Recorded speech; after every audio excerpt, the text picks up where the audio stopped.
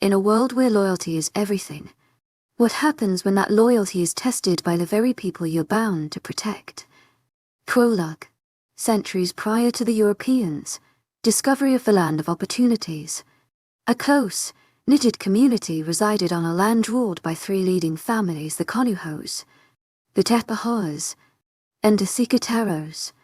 Imbued with a sacred form of undying loyalty to their homeland, the place they gave to them unconditionally and helped nurture their souls and those of their ancestors, the chiefs of all three families swore to an oath of protection, one that was to be passed down to each upcoming generation, that they must fight against all vices that may befoul the very soil that sheltered them. But they were mere men, carrying no advantage nor power, driven solely by their sheer determination and iron loyalty. The Alpha of the Conuhos, accompanied by his Beta and Gamma, traveled a distance of hundreds of miles to seek the aid of a 400-year-old infamous witch. They spoke to her of their concerns, to which she brewed them a potion made of the hearts of the most ferocious breed of black wolves. The first phase of their shift into a stronger breed of men was physical. Their dull brown eyes turned the brightest shade of silver, and their build grew to twice the size of their average healthy man. Their senses grew as did their physique, and they could hear the crunching footsteps of approaching men from all the way across their village. They grew to possess superhuman strength, impeccable speed, and the greatest gift of all was their ability to mentally communicate with their spirit animal, the wolf. These inhumane powers, these gifts that the elders had been blessed with, could not be taken for granted, and hence the Alpha, along with his Beta and Gamma, had one more request that the witch should include in their potions, and it was that their powers be passed down onto their first-born sons indefinitely, be that their descendants continue the fight for the honor and safety of their homeland with the same powers they possessed. But to add that request into the equation, the witch had to add a factor that ensures the bloodlines never reach and end, a single, lifelong mate for each elder, as well as their descendant protectors. Chapter 1. A couple 100 miles north of Hammond, Indiana, and 37 miles past the ever-growing trees lies a secluded lake territory that not many have discovered up until today. According to Seth, it's where heaven meets earth. And yes, he loves to exaggerate. With only 3 weeks left until the end of our summer vacation, a handful of my friends and I finally agreed to take Seth's sulfur and road trip towards that supposedly heavenly land, and spend the rest of the week swimming in the waters and disconnecting from the world. My best friend, to my agent extraordinaire, Madeleine Nilban, heartfelt thanks for your unfailing patience, enthusiasm. And I took a plane together from my hometown in Illinois and met up with Seth somewhere along the northwestern region of Indiana. How we managed to get there safely was beyond me, because frankly I was asleep throughout the entire trip. To my agent extraordinaire, Madeleine Nilban, heartfelt thanks for your unfailing patience, enthusiasm. Being the more responsible among us two, was in charge of all the transportation and connections made. We are currently in Seth's Jeep, with Ariel in the passenger seat and in control of the O, blasting the Weekend E through the speakers, and I sprawled out on the back seat with a bag of salted Lay's chips lying on my stomach. Half empty. You're sure we're headed the right way? To my agent extraordinaire, Madeleine Nilban, heartfelt thanks for your unfailing patience, enthusiasm. Aria asked for the 100th time, her trust in Seth almost non-existent. Seth groaned in annoyance. Yes, for heaven's sake. To my agent extraordinaire, Madeleine Nilban, heartfelt thanks for your unfailing patience, enthusiasm. I live in this region, and I've been to the lake before. I know the way. Stop doubting me. I could see him rolling his eyes from the rear view mirror, and I suppressed a giggle. How much more? Rubbing the back of my neck that was gradually becoming stiffer by time, I sat upright, scooting towards the door and resting my head against the window. About half an hour, Seth replied. I took a deep breath, huffing it out. It better be worth it, I mumbled softly, but Seth caught onto it. Oh, believe me, it'll blow your brains out. He glanced at me through the rear You and winked. I hummed in response, not entirely convinced. My attention was diverted towards the passing trees, their barks extending towards the midnight sky and the slight breeze dancing through their leaves. The forest seemed infinite. We had been driving alongside it on the road for the past hour and a half, and it still extended some more.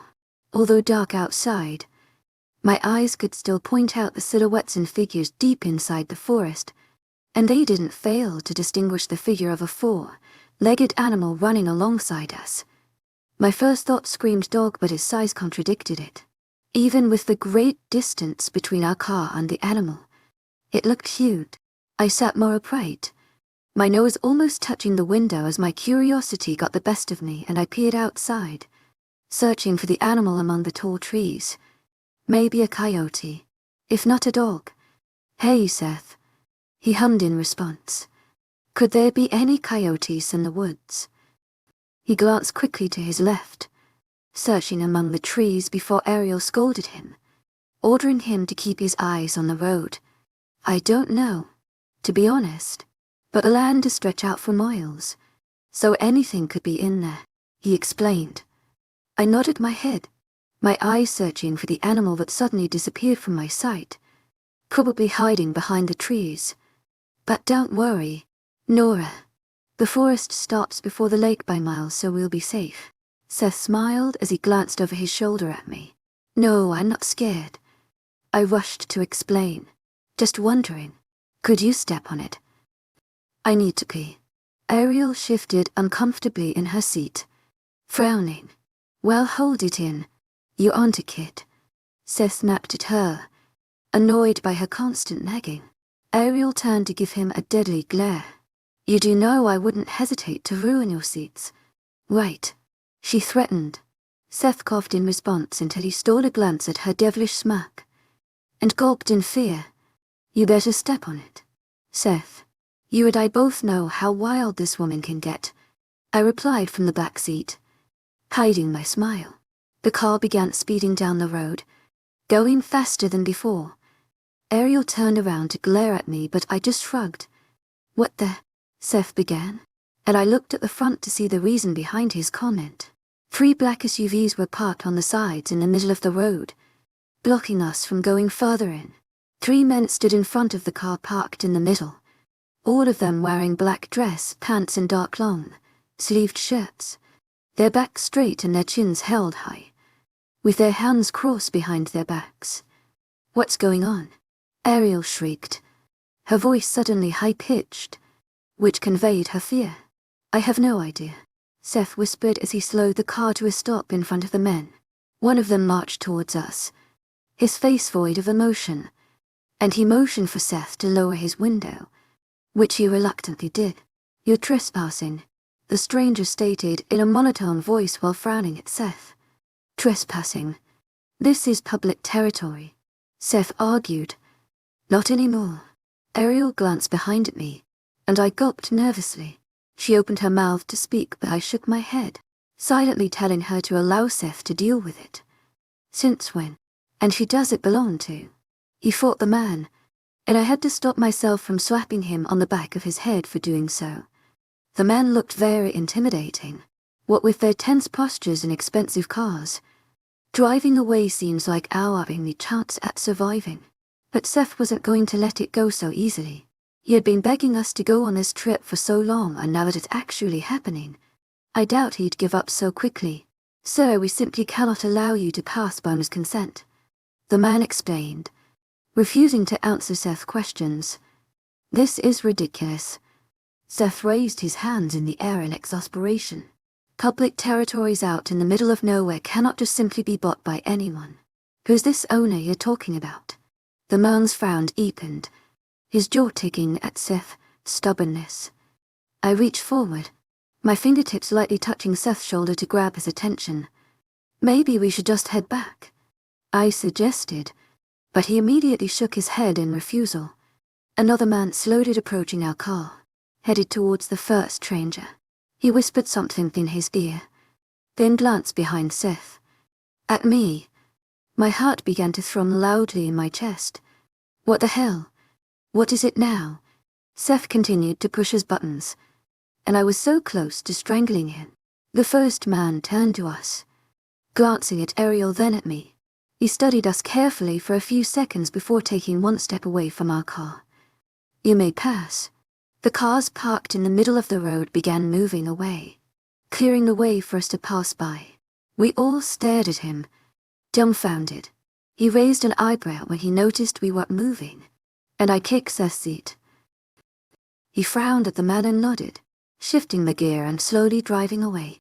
"That was very weird," Ariel commented, clutching the edge of her seat. "Who were they?" "I've no idea," Seth began. "This region has been public ever since my family and I discovered it, which was 3 years back. Nothing like this has ever happened. And it's ridiculous to think someone bought such a huge territory out in nowhere. Who could ever afford such a thing?" The car was silent for the next 3 minutes, everyone lost in their own thoughts, trying to make sense of what just happened. "We're not being followed by them. To my agent extraordinaire, Madeleine Nobel, heartfelt thanks for your unfailing patience, enthusiasm." Suddenly paranoid, I glanced behind me, seeing an empty road. Ariel turned to look at me. "We're fine," she reassured me, but my gut feeling told me otherwise. I could almost swear we were being watched. Chapter 2. True to Seth's word, we reached the small inn around 20 minutes after our odd encounter with those men. The cozy hotel was positioned right across from the lake, and the thought of falling asleep with the sound of rippling water in the faint distance sent a deep sense of satisfaction down my spine. The second Ariel and I had stepped out of the car, our eyes nearly bulged out of their sockets at the scenery. Seth was not exaggerating when he said this place is heavenly. Even in the darkness of the night, we could note how clear and saturated the lake was as it slowly moved over the soft sand. "Wait until you see it in morning light." I could hear the smirk in Seth's voice, clearly enjoying our astonishment at such beauty. "Let's settle in." He grabbed Ariel and I's bags from the trunk of his car and stalked towards the inn, his posture funny as he carried our heavily packed backpacks in each hand. "You need a hand," I called out. "I've got it," he grunted out. I shook my head. "We better head and we need to rest so we can wake up early," I said, reaching out for Ariel's arm. I literally had to drag her away from the waters as she continued to gape at the view. Swimming in lakes or ocean water wasn't something we did very often, so to witness Ariel's shock at such natural beauty was completely understandable. The small hotel was brightly lit on the inside, the tiles an off-white shade and the counters made of whitewood. The couches in the waiting area were a pretty shade of turquoise, matching the color of the ocean in morning light. The colors of the interior design screamed summer, and it made me all the more excited for this trip. Seth was quick to finish the procedures with the owner of the inn standing behind the desk as she was a family friend, and I had arranged everything for us beforehand, and he turned around to hand us our room keys just as we stepped closer to the counter. "To my agent extraordinaire, Madeleine Nobel, heartfelt thanks for your unfailing patience, enthusiasm." "You two will share one." "To my agent extraordinaire, Madeleine Nobel, heartfelt thanks for your unfailing patience, enthusiasm." He addressed us, and Ariel and I nodded synchronously. She reached forward and grabbed the key from him while I sent a warm smile to the lady behind the desk. Her eyes lit up and she grinned cheerfully. "Enjoy your stay, girl," she chirped. "Thank you. We most certainly will." Ariel beamed before turning around and making her way towards the stairs. I turned to Seth. "When will the rest get here?" I wondered about our friends who promised to join us. According to Elliot's last text message, they should arrive early in the morning, sometime between 6 and 8 am. Bending to lift our bags over his shoulders. "Do you think they'll get stopped by those men from earlier? What if they don't allow them to pass through?" I questioned, anxious for my friends. Seth paused, the realization of what could be a great issue suddenly hitting him. "Crap, I totally forgot about that." I bit on the inside of my cheek, praying that my friends will get as lucky as we didn't be allowed passage through the supposedly now private territory. "I'll call Elliot and let him know." But don't worry, if they let us pass, I'm sure they'll allow them through as well. Maybe if they mention us, it could be in their benefit, I suggested. Seth frowned, confused. If they told the men that their friends had passed earlier and are waiting for them at the inn, maybe they'll understand it's a group trip and let them pass by as well. I explained. Seth's mouth formed an O shape. Liking the idea? That could help. Well then, let's head up so we can get enough rest. Tomorrow is going to be a fulfilling day. He started heading towards the stairs and I followed shortly behind. The morning could not have come fast enough. Ariel and I had stayed up past 2 a.m. The excitement mixed with the adrenaline rushing through our veins, keeping us up way past our usual bedtime. Where are my sunglasses? Ariel yelled, thrashing about as she searched madly through her luggage. I stepped out of the bathroom, wrapping a light pink beach bikini cover up around my waist and tying it on the side. I stalked towards our dressing table and reached beneath Ariel's makeup bag. Pulling out her sunglasses, she sighed in relief as she grabbed it from my hands, rushing towards the door. "Come on, hurry up," she exclaimed. Her excitement was nearly suffocating. "You can head out. I still need to grab a few more things. Don't take too long. We need to snap a few pictures while the lighting is still good." She started towards the door, her flip-flops squeaking against the shiny tiles of our rented bedroom. "I won't," I promised as I combed my fingers through my brunette hair, straightening the tangles. I grabbed a small clip and raised thin strands from both sides of my hair, securing them behind my head in a half, up half, down style. I reached for my beach bag and quickly started packing the necessities: phone, sunscreen, a small snack, a tinted lip balm, and my sunglasses. I stepped into my slippers and headed for the door. Every step I took down the hall towards the elevator thrilled me more, an odd excitement settling deep inside my stomach. I began to wonder why I was so incredibly excited for the lake. It certainly wasn't my first time going to one. But this place felt different, its intermixture of odd sensations down my spine. When I reached the ground floor, my eyes gazed around the lobby in awe of its beauty in broad daylight. It was bright and heart-opening, but, as I observed all of the interior's magnificence, my eyes fell on the reception counter where 3 large men stood their backs to me, dressed formally for a hot summer day. The man in the middle stood tall, a fitted white dress, shirt hugging his torso perfectly and displaying just the right amount of muscle, with the long sleeves neatly rolled up to his elbows. The other 2 men stiffly by his sides were the same formal attire. The only difference was their shorter height. Their postures were tough and stern, staring directly at the same old lady behind her from last night, as she respectfully addressed the man in charge. I bolted towards the front door, wanting nothing to do with such intimidating people, but my damned slippers had other plans in mind as they began squeaking loudly against the tiles, announcing my arrival to the audience. All 4 pairs of eyes turned to me, some holding amusement while others were void of emotion. I felt the heat rise to my cheeks and immediately looked down to the floor as I shamefully continued my way towards the front door. So close to my freedom and my friends, but a sudden, deep and coarse voice boomed and halted me in my tracks. Wait. It was a simple demand which I should have easily ignored given the fact that it came from a complete stranger. But the authoritative voice behind the command held such power that it took physical strength to disobey. I tried to push my feet to take another step forward and continue their journey, but they were glued to the floor. The white-shirted man began approaching me gradually in all his glory, his movements so graceful that I nearly shivered at the power and authority his figure displayed. A pair of black formal shoes stopped just 2 feet away from me, and I suddenly found them so interesting as I gazed deeply into them, avoiding the intimidating stranger's face. If the power in his voice was enough to shake me to the core, I feared what more his eyes could do. As the saying goes, they're the windows to the soul, and I wasn't so sure I was ready to connect with his. He barely whispered, a small sigh of relief escaping his lips, my confusion forcing me to look up and question his peculiar statement. My eyes found his, and like a sudden bolt of electricity I felt a raw emotion knock me in the stomach. Its force so powerful I gasped out loud. His eyes were the most striking shade of silver I had ever seen. his gaze so intense it could move the most inanimate. An extremely foreign and unnerving feeling settled deep in my gut, making me almost nauseous, and I forced my eyes away from him, looking over his shoulder at the lady behind the desk. She offered me a warm smile which anchored me back to the ground and to reality, away from whatever it was that that man's eyes had done to me. It felt like I had been hypnotized by his gaze, and I was beyond uncomfortable.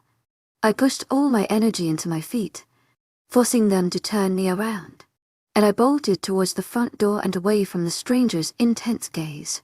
Chapter 3. The sun felt like fiery lava against my feet. Even with my slippers on, my feet sunk deep into the softs, and with every step I took towards the benches where my friends stood taking pictures under the dehydrating heat. My steps were quick as I focused on my sole mission, which was to get as far away from the strangers in the lobby as possible. Their presence held so much dominance and power it would have anyone cowering in fear, and I despised it. I was surprised to find that my friends weren't the only ones there. Seth had mentioned that the property was fairly isolated, and that there was a huge chance of us having the place completely to ourselves. However, there were a handful of people sunbathing and swimming in the lake. "Nora," a familiar voice called out for me excitingly, running towards me in a speed much greater than I anticipated. I didn't have time to look at who it was before I was squished in a tight embrace. It had me taking 2 steps back, and I would have surely fallen on my butt had they not held me still. "I missed you so much, Princess." I only had one friend that had been calling me by that sweet name for the past 3 years, and my heart suddenly warmed when I recognized who I was hugging. "Noah." I giggled as I wrapped my own arms around his torso and gave a tight squeeze. "To my agent extraordinaire, Madeline Noble, heartfelt thanks for your unfailing patience, enthusiasm." "That's enough. It's my turn." Noah was suddenly yanked out of my embrace as Elliot stepped forward next, wrapping his arms around my waist and raising me above the ground, spinning me once as he held me tight. I squealed and slapped his shoulders, ordering him to set me down at once. "Missed you, little one." He gave me a warm smile as he gently set me down, ruffling my hair. "Missed you too, big boy." I pinched his cheek teasingly. He rolled his eyes and swatted my hand away, holding back a smile. "Where's Bella?" "Over by the shore snapping pictures with your idiot friends." He pointed behind him, and I glanced over his shoulder to see both Ariel and Belle posing together as Seth bent to take their pictures from different angles. I laughed and ran towards them, photo bombing one of their pictures in the process, much to Seth's dismay, who groaned and scolded me for ruining what could have been an aesthetic shot. I all but slammed into Bella and hugged her tightly, her own arms wrapped around me firmly as she laughed cheerfully, stumbling backwards at loss of balance from the impact. "Nora," she exclaimed cheerfully, "how have you been? I can't believe it's been that long since I last saw you." "I'm doing great, babe, and there's so much I want to tell you about. I feel like if I start I'll never stop." She groaned frustratingly. "Well, you've got an entire week to plan it topic by topic." She laughed and nodded along to the idea. "You guys can catch up later. Now pose," Ariel exclaimed as she grabbed my arm and pulled me to her left. She turned a bit to her side, flipping her strawberry blonde hair over her right shoulder and giving Seth, or rather, the camera, a flirtatious look. Bella posed alongside her with her hand on her hip, and I copied her movement, ignoring the awkward stare some of the strangers directed our way. Seth whistled. "All right, TT. Give it to me," he exclaimed, and I couldn't hold in my laughter. He snapped some pictures of us before Elliot approached him and slapped him on the back of his head, calling him an idiot. "You're just jealous you don't know how to hype up our girls." Elliot rolled his eyes and walked away towards where Noah stood, his arms crossed over his chest and a light smile on his lips as he watched us being total chicks. "Okay, that's enough for today," Seth announced as he stood tall once again, groaning as he stretched his muscles. He must have been bending in weird angles for a while to take those pictures from different sides, knowing how picky Ariel could be when choosing a decent picture to post on her Instagram page. "Let's get in the water already," Noah exclaimed, grabbing the back of his white shirt and pulling it off, exposing his sun, Kissed skin. I want to enjoy the sun first, I announced as I walked towards one of the benches and settled down. I grabbed my hair and pulled it up into a messy bun. Noah groaned in annoyance. Why are chicks so obsessed with tanning? The water is the best part, he shouted from the distance. That's because not everyone is born with naturally appealing skin, tones like you. To my agent extraordinaire, Madeleine Nilgan, heartfelt thanks for your unfading Kushut's enthusiasm. I snapped jokingly, and watched as a proud smirk appeared on his features and he winked at me. You think I'm appealing, princess? I rolled my eyes and lied down on the bench, refusing to answer him, but even with the distance between us I could still hear his deep chuckle. It was no secret that Noah was extremely attractive. I had even had a small crush on him back when we first met in college, alongside a handful of other girls. But of course I wasn't going to admit that out loud, especially not to him. I untied the cover-up I had around my waist and shoved it into my beach bag, then snatched the sun cream and began smothering it on my arms and legs. I relaxed back and closed my eyes, feeling the sun's heat sinking deep into my skin, warming up my insides. I hummed softly, my satisfaction boundless as I sunk deeper into a comforting haze, feeling the sun on my skin and hearing the sound of splashing waters as the rest got into the lake. It truly was heavenly. I don't know how long I had been lying there when I heard soft footsteps sinking deep into the sand as they approached me. I lazily opened my eyes and squinted hard as I tried to recognize the face against the sun's blinding rays. When they settled on the evil smirk on Noah's lips, I gasped in horror. I didn't have enough time to push the warning threats out my lips, and was suddenly hauled off my seat and thrown over his shoulders, with his arm wrapped around the back of my thighs. I squealed and punched his back, even scratching him and demanding that he puts me down, but the jerk had the nerve to laugh and run towards the water as if I weighed nothing. Noah, I swear to God if you... My sentence was interrupted as he stepped into the water, splashes flying up to my face as he went deeper in. I knew the only solution then was to accept my inevitable fate, so I took in a deep breath and held it in, closing my eyes and waiting for what's to come. Suddenly, Noah's heavy arms wrapped around my waist and pretending like I was nothing but a sad sack of potatoes pulled me off his shoulders and threw me a feet away into the water. I held back a gasp as the cool water washed over my worn skin, and pushed my feet to reach back to the surface. I emerged with a loud gasp and a cough. At loss of breath, I rubbed my eyes clean of the water and sent daggers at Noah. His laugh slowly subsided to a low chuckle, then a small smile, then a grimace of fear as I lunged at him, my arms out to grab him, but he ducked into the water and I was met with nothing. Suddenly I felt two hands clasp around my ankles, and I all but screamed as I thrashed in the water, kicking some part of his body in the process. He resurfaced with a cough as he held his nose, groaning in pain. I'm going to kill you, I yelled as I took advantage of his weakened state and lunged at him, this time successfully grabbing his shoulders. I jumped on top of him, my hands pushing his shoulders down underwater. He sunk deep in but didn't fail to pull me in with him, his hands clasping onto my own that was still pushing his shoulders in. We thrashed around some more until he finally took a few steps back, raising his hands in surrender and his chest rising up and down rapidly as he gasped for breath. He kept on apologizing, and I would have still fought him if my brain wasn't dying from lack of oxygen. I heaved as my own lungs began collapsing due to our rapid movements. You are an idiot, I managed between breaths. He laughed and nodded. I'm your idiot. He winked, putting his hand flat against his chest as he tried to steady his breathing. I rolled my eyes, but couldn't help but smile at his words. Something moved in my sight and I suddenly noticed that our friends were surrounding us, some laughing with us while others were oblivious to our playful fight. Out of nowhere, Seth turned to us and groaned loudly, greatly annoyed by unknown cause. Elliot submerged from underwater just in time. What's your deal? He asked Seth while he ruffled his black hair to rid of the water. I expected us to have the entire inn for ourselves. Nobody usually comes here. Seth rolled his eyes, a slight pout on his lips. It doesn't matter, Ariel began, That's not gonna stop us from having one of the best summers of our lives, Seth continued, frowning, not entirely convinced by Ariel's words. And they just keep coming. I frowned in confusion until I saw where his eyes were settled.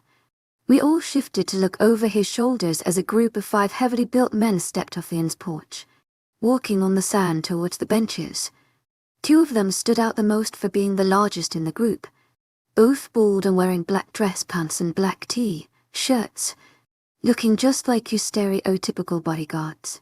The other 3 members, however, were dressed in typical beach attires, a pair of shorts and a tee. They took seats right next to our benches, while the darkly dressed men stood by their sides, clearly guarding them. From what? To my agent extraordinaire, Madeline Nilben, heartfelt thanks for your unfading enthusiasm. I didn't know. 2 of the more normal-looking men were chatting enthusiastically, big smiles on their features as they began taking off their shirts, probably to enter the water. The 3rd man, on the other hand, was seated on the bench and his face was positioned straight at us, with dark sunglasses covering his eyes. His hand reached up to his face and he slowly took them off, and my heart immediately fell to my stomach. Even with the great distance separating us, I could tell his eyes were set on me. He was the same man from the lobby. Why the hell is he staring at us like that? Noah asked, frowning in annoyance. It's not us he's staring at, Ariel began, a small hint of amusement in her voice. I tried to open my mouth and tell her she was being ridiculous, but my voice was stuck in my throat, my eyes still connected to his, as if I was in a deep trance. It felt like a whole minute had passed between us, when I was roughly yanked by my waist into a hard chest. I gasped and broke our contact, my eyes glancing behind me at Noah, whose jaw was ticking at the stranger. Well, she's not for display. I suddenly felt very uncomfortable, and kind of awkward. I gently placed my hands on Noah's and pulled them off me. His eyes snapped down to mine, and I gave him a confused look.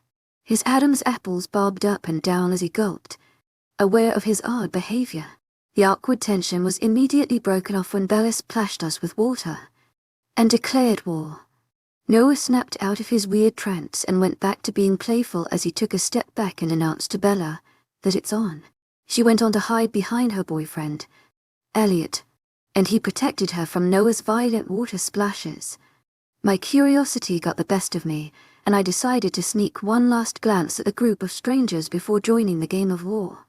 My heart sunk in my stomach when I saw that the man was still staring daggers our way, only now his fists were tightly clenched by his sides, and a deep frown was etched to his features. The other 2 men were also quietly staring at us from their seats, a disapproving look on their faces. I gulped in fear, and for some unknown and completely irrational reason, I could feel how angry and disappointed they were, and I had to fight hard against the feeling of shame gnawing at my chest. Chapter 4. Almost an hour later, all energy was drained from my body and I was on the verge of collapsing under the August heat.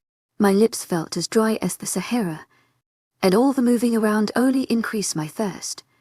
Going back to my seat on the bench, however, was not an option given the fact that those large men still occupied the space right next to our belongings.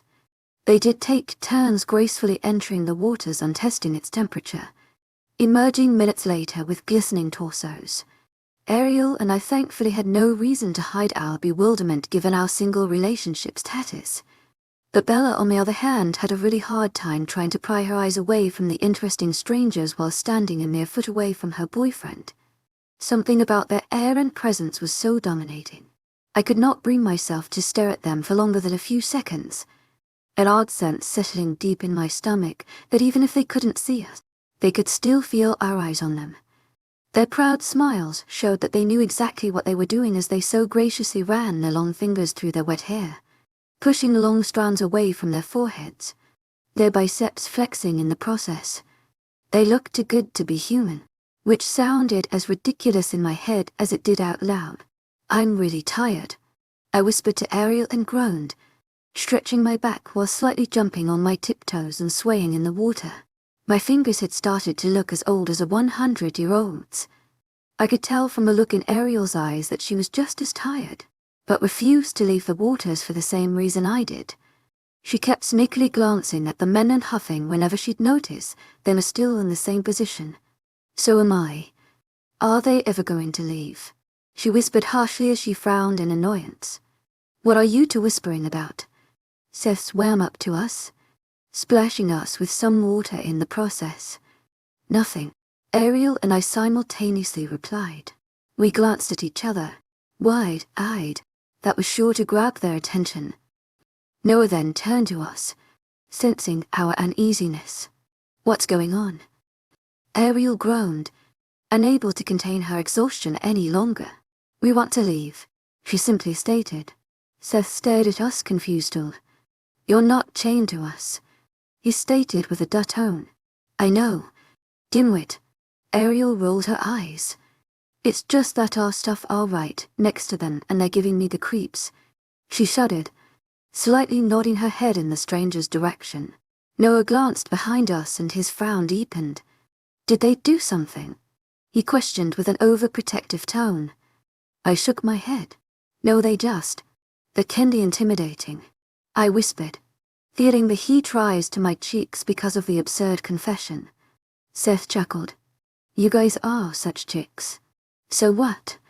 They won't do shit to you guys as long as we're here. He started walking towards the shore, then stopped and glanced back at us. You're coming or what? He raised a brow. I looked at Ariel and she shrugged. Noah chuckled and started walking towards Seth as well. Come on. We'll all rest down together. Grateful for my friends, support and offer of protection, I rushed behind Noah out of the lake and away from the shore. When my feet finally came flat against the land, and I could feel the gush of wind drying my body from the droplets of water, I nearly sighed in content. He stopped abruptly and pointed at the benches on the other side of the lake. Go sit there. I'll get your belongings, he demanded and started heading towards the strangers, all of whom had their eyes set on us, watching our movements carefully as if we were ticking bombs on the verge of explosion. When the two guards noticed Noah was getting closer and closer to them, they each took one step forward as if protecting the seated men, even though they didn't look like they needed much protection. Although smaller in size, the three seated men still held much greater power in their aura than both standing guards. Combined, Noah raised his hands up as if telling them that he has come in peace, with an amused look on his features. He reached out for our stuff and yanked them off the seats, turning around and heading back to us with his chin held high and a proud smirk on his lips. I rolled my eyes at his slight show arrogance and continued my way to the seats he pointed at earlier. I lied down and let out a deep groan, feeling my muscles finally stretch then relax after being stiff in the water for so long. I closed my eyes once again, just absorbing in the delicious natural vitamin provided by the sun rays, feeling them sink deep into my skin and making me feel as if I was fresh out of the oven. Swirl ripped their eyes out. Noah suddenly mumbled through clenched jaws. My eyes snapped open and I glanced at Noah in confusion, but the fire burning behind his eyes sent a cold chill down my spine. I gulped. What happened? I whispered, noticing no one else was around us, since Seth and Ariel had gone off to speak to Ayat and Bella, so Noah's comment must have been meant to be heard by me. He kept his narrowed eyes trained ahead of me as he continued sending death glares at whatever object was of his disapproval. They're getting on my very last nerve. I peered over my shoulder and was not surprised to see the same group of strangers staring right back at us with the same intensity and rage in their eyes. Their unsettling and suspicious interest in our little group of friends has started to get on my nerves as well. I scoffed at their behavior. What is wrong with you men? Stop waiting for the slightest opportunity to bite back. I rolled my eyes in annoyance, laying back on my seat. Let them stare. So what? I heard a faint chuckle in the distance and was surprised to notice that the two men seated had heard my remark and were bearing amused smirks. The man in the middle, though, just simply smiled, his eyes shining with interest. What the crap are you laughing at? Noah snapped a little too loudly. I jumped from my seat, choosing him aggressively. What is wrong with you? And to be honest, I don't know if I snapped because I was afraid they'd bite back, or because I didn't like the way Noah was attacking them when they'd done nothing but look our way, stare our way, corrected out an inner voice. Was I seriously siding with complete strangers? The heat must really be getting to me. Drop it, I demanded, squeezing his hand a little too roughly. His eyes narrowed down further. There he began speaking, but I interrupted him again. We should head in for the day. His frown now turned into one of confusion. What?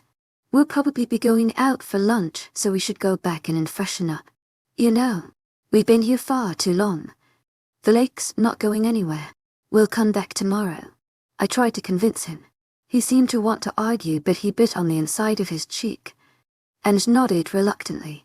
Just then, Seth and Elliot approached us, their tall builds and broad shoulders blocking the sun's rays.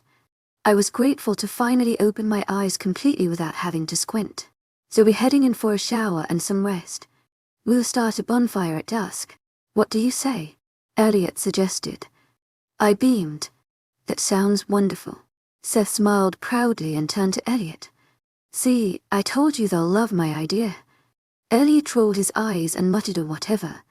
He turned around and started heading towards Bella and Ariel. I got up from my seat, grabbing my cover up and wrapping it around my waist. I gathered up my drying locks and twisted them into a messy bun on top my head, enjoying the slight gush of wind cooling the back of my neck. What's his deal? Seth whispered to me, motioning discreetly towards Noah. I looked down at him to notice a frown still etched his features. Only his eyes were now set on the rippling water. I shrugged PMS. I smacked when Noah snapped his head to me, his frown slightly softening when my joke registered. Walk away while you still can. Princess. Tu es agent extraordinaire, Madeleine Lilburn. Heartfelt thanks for your unfailing patience, enthusiasm. But there was a playful smile on his lips. I challenged proudly, knowing he couldn't do anything about my snarky comments. And Noah knew I was right as he refused to comment and just shook his head. I leaned down and ruffled his dark hair. But in a sudden movement he had grabbed my wrist and pulled me forward so quickly that I lost my balance. I fell on top of him, almost kneeing him where it hurts the most. Our faces were mere inches apart, and my breath had hitched in my throat. My heart suddenly started to beat loudly in my chest. He leaned in closely, just a couple inches away from me, and his warm breath and my face as he whispered, "Go along." I frowned in confusion, not understanding what he meant. I opened my mouth to ask him when I heard a sudden noise from my left that sent the hairs on the back of my neck standing. A cold fear settled deep in my neck, traveling down my spine. It sounded like a growl, only it was very low that I was surprised I even heard it. I looked at Noah with evident fear in my eyes, but his features were as calm as he could get, like he didn't even hear what I did. How strong were the sun's rays that I have begun to hallucinate? Did you hear that? I whispered, my hands going down to push hard on his chest so I can straight. I turned to Seth, who had his arms crossed on his chest and a faint smirk on his lips. I thought you said the forest stops by miles. I asked him. His smirk vanished as he gave me a look of pure confusion. Didn't you hear that growl? What was it? I rushed, the fear still gnawing at my insides. Noah was quick to stand to his feet now, gently grabbing my arm to turn me to face him. What are you talking about? Nora, how could they have not heard it? Are we heading in? To my agent extraordinaire, Madeleine Lilburn. Heartfelt thanks for your unfailing patience, enthusiasm.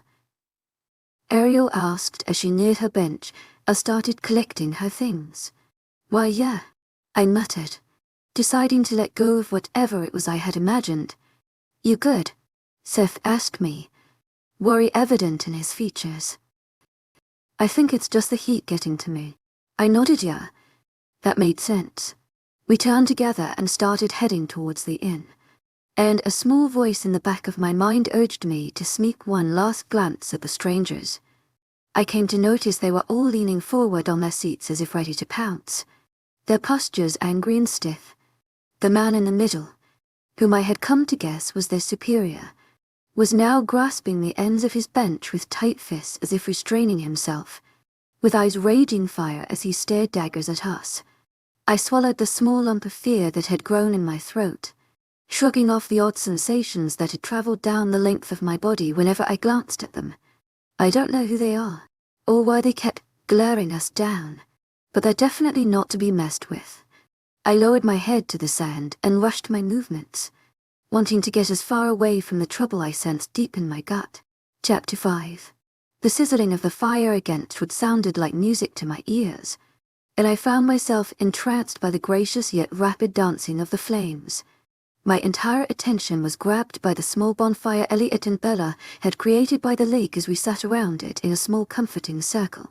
There was a slight chilly wind whooshing against us every now and then, causing the hairs on the back of my neck to stand on high alert, before the heat of the fire would calm them down and spread a warm sensation of comfort down my spine. "I'm hungry," Bella complained for the 4th time in half an hour. Seth rolled his eyes and sighed loudly, fed up with her constant nagging. I said I'm on it. God damn it. He had brought his mini grilling tools and was grilling some burgers. "Watch your tone, cook," Elliot joked, a hint of a playful smile on his lips. "Keep spreading the mayo." "Johnson," Seth snapped back. I chuckled and got up to offer a hand. Elliot was preparing the buns with sauces and veggies, and I rushed to help him while Seth focused on the patties. "To my agent extraordinaire, Madeleine Nilben, heartfelt thanks for your unfailing patience, enthusiasm." "Let me help," I offered as I grabbed more buns and sliced them in half, then began spreading a combination of ketchup and mayonnaise. "Hold the mayo on my sandwich, Princess," Noah commented from his seat, and added a slight shudder to accentuate his disgust at the thought of that condiment. "Who said I'm making you anything? Get your ass up and prep your own sandwich," I asked. Seth let out a low whistle, glancing sideways at Noah. "I get some ice for that burn." Noah rolled his eyes and got up from his seat, stalking towards Elliot and I. "What was that, Princess?" he whispered lowly, a warning behind his words. "You heard me." He snorted. "I told you to find a better nickname." He reached out for a bun and began slicing it in half.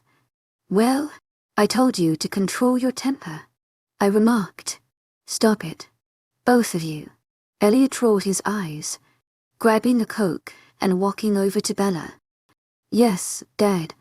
He held back the smile creeping up his lips and just shook his head at my nickname for him. "They're ready," Seth announced.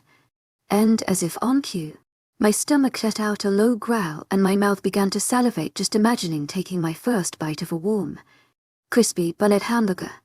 "Finally," Bella exclaimed. Seth approached me with the plate of hot patties and began helping me place them between the buns, then watched as each piece melted the cheese below it. "Got room for 3 more. A sudden for-on voice came from behind us. We all turned around only for our eyes to widen simultaneously in shock and surprise. The 3 strangers from earlier, the ones who stared us down rather creepily, were now approaching our small bonfire. Wide and genuine smiles spread across their faces. As Seth trailed off, not knowing how to respond. "Sure thing." Ariel beamed. Our heads snapped to Ariel, my eyes nearly bulging out of their sockets. She was brave to interfere. Noah will surely kill her for it once his protective instincts kick in. Noah began to rudely remark but was interrupted by Elliot. "Sure," he stated in a deadpan. Noah's head snapped to him, his frown deepening. He raised an angry eyebrow as if questioning Elliot what in the hell he was doing. "There's always a place for a few more friends." Elliot smiled, but there was an unrecognizable emotion behind his eyes. The same man from earlier spoke up. "Perfect." He smiled as he began to take a seat beside Ariel, and the other 2 strangers joined behind him. Although I pretended not to notice, the same stranger I'd ran into in the morning had trained his eyes on me the whole time, burning holes in the back of my head, and I had to fight hard against the blush that slowly crept up my cheeks. "I'm Vincent," the spokesperson announced. Then he nodded towards his friends. "That's Xavier. And Levi." "Xavier, they're superior," Of course a powerful-looking man would carry a unique name. It's a pleasure. I'm Ariel stated, her eyes never leaving Vincent. I had to hold back a giggle when I noticed she was eyeing him flirtatiously. Her eyelids were half closed and she was batting her eyelashes at him. Seth snorted from beside me and turned to continue prepping our dinner. I'm Elliot, and this is my girl Bella. He emphasized the words my girl, and I noticed Bella blush and look down, digging her toes into the course and I'm Nora. I spoke up, offering a kind smile. What I noticed Noah was still staring daggers at them. I tried to ease the tension. That's Noah. And our talented chef, here is Seth. Seth glanced over at them and grinned dog-ily. It's a pleasure. Nora. The man called Xavier spoke. I swallowed a gasp but was on the verge on escaping. The simple words had set my heart into rapid beating, and explosions erupted in my stomach. His voice was like velvet, falling smoothly at it held a dark undertone, one that shakes to the core. My eyes found his and in the few moments our gazes were held together. I felt a connection like none I had ever felt before. Those emotions were scaring me beyond the ordinary. It's impossible to feel so much for a stranger. How many burgers will you guys be having? Seth's words pulled me out of the trance I was in. None. We'd earlier. Levi spoke. Seth nodded and took a seat next to Noah, who was silently munching on his own hamburger, with a deep frown etched to his features. Soon enough every person was indulged in a conversation with their partner. Elliot and I had started on the introductions, while Bella, to my agent extraordinaire, Madeline Nilban, heartfelt thanks for your unfailing patience, enthusiasm, and Vincent were chatting away. Noah and Seth were both quiet, still stuffing their faces with food. And Xavier, well, he was stalking towards me. I'd like to apologize for earlier. I put down the half-empty can of Coke that I had in my hand and moved sideways to fully face him, a look of confusion on my features. At such proximity, it was near impossible to see beyond him given his tall and broad build. What about it? I questioned. In the lobby, I acted strangely and I know it must have made you uncomfortable. I hope your first impression of me wasn't too ill. I gave him a small smile. I'll admit, it was sort of odd, but it's all right. First impressions don't matter as much to me. But don't they say first impressions matter the most? He had a small glint in his eyes, like he was intrigued by what my answer would be. They do, but that's not true, I argued. We can't seriously be ignorant enough to judge a person based on their very first act. That doesn't shape their entire personality. Xavier hummed in response, an approving smile playing on his lips. So what do you do? Not wanting the conversation to end it where it was. Are you from around here? He nodded his head. I am. This is my home. It must be so great living close to a magical place like this, I commented, referring to the lake. It truly is. Xavier smiled appreciatively. Where do you come from? I live in Illinois. And what do you do? He inquired. I'm a motion designer. I work at an advertising agency back home. So you have a creative eye? Xavier commented approvingly. I guess I do. I glanced back at our group of friends to notice they were still chatting together animatedly. Ariel and Vincent seemed to be getting along pretty well as Seth and Levi, who were laughing together hysterically. And what about you? What do you do? I asked Xavier, genuinely interested in learning more about him. I manage a family business, he replied. My eyebrows rose in curiosity. That sounds interesting. What kind of business does your family run? We deal with shipments and are out of the region. I nodded and stopped the questions there, knowing that the further he goes with that information, the more confusing it'll get for me. I never had a mind for business, which is why I went into arts, because it seemed more open and free.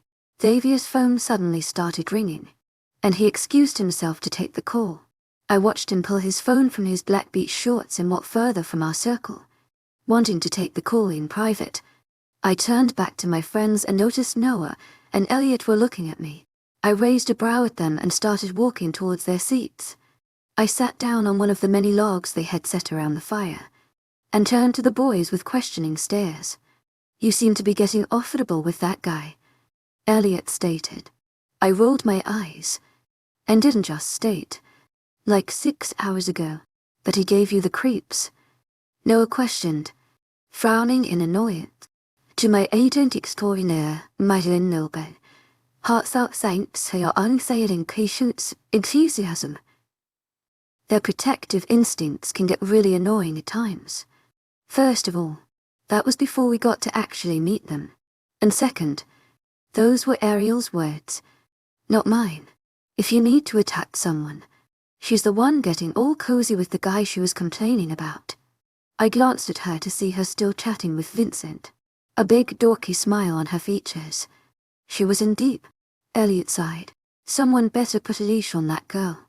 I chuckled, knowing he was very right. We better get going. Xavier came back and announced. I looked up at him from my seat, feeling a little bit of disappointment settling in my chest. Vincent started getting up, patting his white shorts to rid of the sand.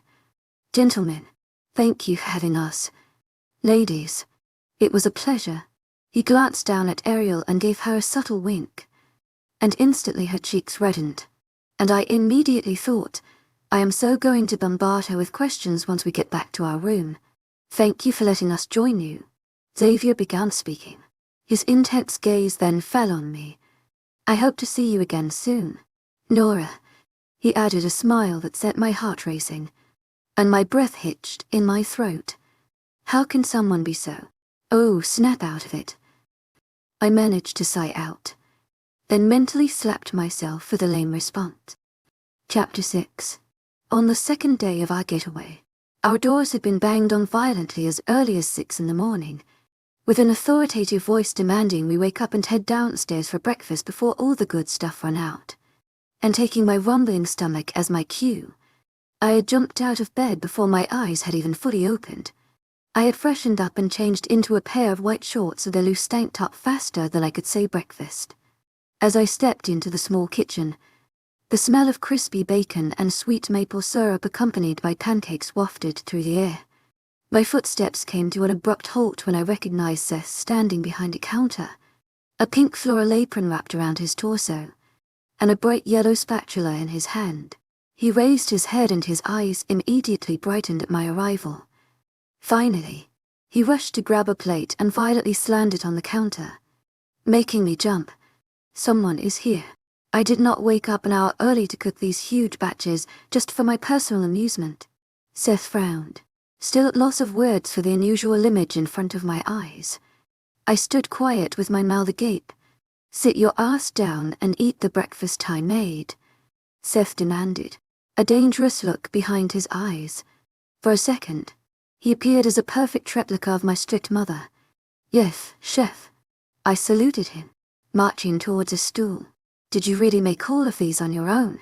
My mouth watered at the sight of the breakfast buffet. He had made all types of sweet and savory goods. Someone had to feed you rascals. But I had some help. And Uncle, the cheerful owner of the inn, Mrs.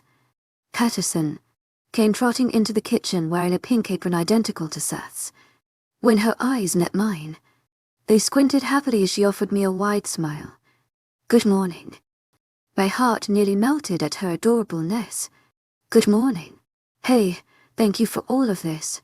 Everything looks so great." I motioned towards the several plates on the counter. She waved her hand. "Oh, it's nothing. Enjoy your meal, darling." She reached the fridge and pulled out a bottle of orange juice, which she then took outside. When I craned my neck to sneak a glance at the dining room, I found that a couple men were occupying the table, having their breakfast as well. "Have a go at it." Seth's comment brought me back to where we were as he gestured towards the plates, and I didn't need to be told twice. I grabbed a warm, crispy bacon and took a big bite out of it, then reached for the chocolate chip pancakes, setting them on my plate and pouring a generous amount of maple syrup on top. "Hallelujah!" Noah's exclamation sounded by the kitchen door, followed by Ariel's groan. "Could you tone it down a bit?" She frowned, reaching for a stool. She was never a morning person, Seth grabbed a mug and slammed it in front of her, pouring steaming, hot coffee in it. This should help. Ariel reached out for the creamer and poured a whole lot into the coffee. She raised the white mug to her lips and took a big sip, sighing in content as the steaming drink soothed her morning nerves. Was Elliot and Bella? No, asked Seth. Probably doing what couples do. Seth shrugged carelessly, and Noah wiggled his eyebrows at me. I scrunched up my nose, stuffing my mouth with more pancakes. Good morning. A husky voice boomed through the kitchen, and we turned to find its source. Vincent stood by the doorway with a lazy smile on his lips, his dark hair disheveled. He wore a black shirt and plain white shorts.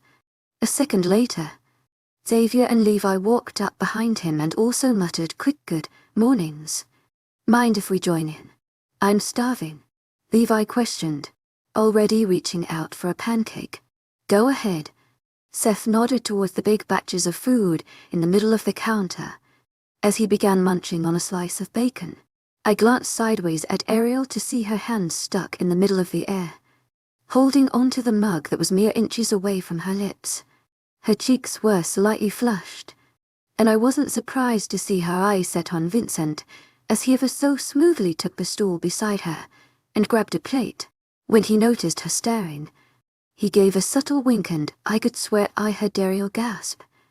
To my agent extraordinaire, Madeleine Nobel, heartfelt thanks for your unfailing patience, enthusiasm. A deep voice whispered right beside my hair, the slight gush of breath warming my ear. I jumped slightly as I felt the goosebumps trailing down my arm. Hi. I greeted Asia back, grinning like a fool. He gave me a charming smile before extending his arm from right beside me and grabbing a pancake the short sleeve of his navy blue shirt rose a centimeter, revealing a swirl of ink trailing from his neck to his shoulder. I had always been a sucker for S. My hypnotized gaze was suddenly averted to the doorway when I heard a loud bang, which made everyone in the room either gasp or slightly sweat under their breath. Elliot stood in the doorway, his frown so deep I gulped at the sight of the anger raging behind his eyes. Nora, his voice boomed, and my heart fell to my stomach. Come with me. But I remained frozen in my seat, entirely confused. Everything good? Vincent asked him. Elliot's eyes snapped to him, and they glazed with fire. Through clenched teeth. You can stay out of our business. My mouth fell open. Hey, what's wrong? I asked Elliot, completely taken aback by his rude behavior when just the night before he so kindly welcomed the group of strangers. Nora, with me. Now he was practically fuming. How about you calm down? Davier's voice was loud and commanding, but it only caused Elliot to take a dangerous step forward. I told you to stay out of it. Okay. To my agent extraordinaire, Madeleine Nobel, heartfelt thanks for your unfailing patience, enthusiasm. I jumped down from my seat on the stool, noticing the rising tension, and knowing that if Elliot was this mad, it must be something very serious, because he never uses his authoritative voice on anyone unless it's absolutely called for. I rushed up to him and grabbed his arm, pulling him back towards the lobby. What the hell is wrong with you? What got you all cranky so early in the morning? Do you know who those men are? He demanded, his voice loud and echoing through the lobby. I shushed him, looking around to make sure no one was there to witness his new aggressive personality surfacing. We met them last night. They're good. No, they're not. We're in deep shit. He cut me off. My mouth closed and opened like a fish straight out of water. What are you talking about? Elliot sighed and ran a hand through his hair, pulling at the roots frustratingly. That's when I fully noticed his bloodshot eyes. Did you even sleep last night? His head snapped to me, and the emotions souring behind his eyes were so jumbled up I couldn't understand whether his frown was of annoyance. To my agent extraordinaire, Madeleine Nobel, heartfelt thanks for your unfailing patience, enthusiasm. Or simply frustration. No, Nora. I did not sleep last night because I knew something was wrong. His puzzled sentences were only pushing me more to the edge of insanity. My insides were churning with curiosity. Tell me everything. Elliot's eyes glanced behind me at the kitchen before reaching out for my arm and all but dragging me towards the front doors that led to the lake. I knew I recognized that man Vincent from somewhere. I kept trying to recall where I'd seen his photo, but my mind kept coming up empty. Then it hit me they said that this is a private property. The coincidence of their luck being as high as ours to be invited in when it's not it was extremely slight. So I called in a friend last night, and he came up with the answers this morning, he explained, his eyes wide in what I could only assume was uneasiness. I interrupted his rambling. Wait, but there are already so many people here. How could they all be here if this was truly a private property? Shifting to glance at the couple people standing just a few feet away from us. Have you taken a proper look at these people? Nora. I frowned at his answer, looking over at the two men that stood tall by the lake. They were the same ones that were in the dining area just a few minutes ago. Had they followed us out here? I studied their postures. They looked like they were trying too hard to play busy, pretending like they were engaged with one another, but their eyes kept glancing over at us every few seconds. Dear gods. Elliot interrupted my observation. My head snapped to him, eyes wide in surprise. What? I had so many questions. Why were there so many guards? What were they guarding? And why were they watching our every move? I gulped. Who is Vincent? Elliot took a step forward. He's the right hand of the biggest mob boss in North America. My eyes glazed over as a sudden fear washed over me. You're kidding me, right? I chuckled humorlessly. Elliot bit the inside of his cheek, shaking his head.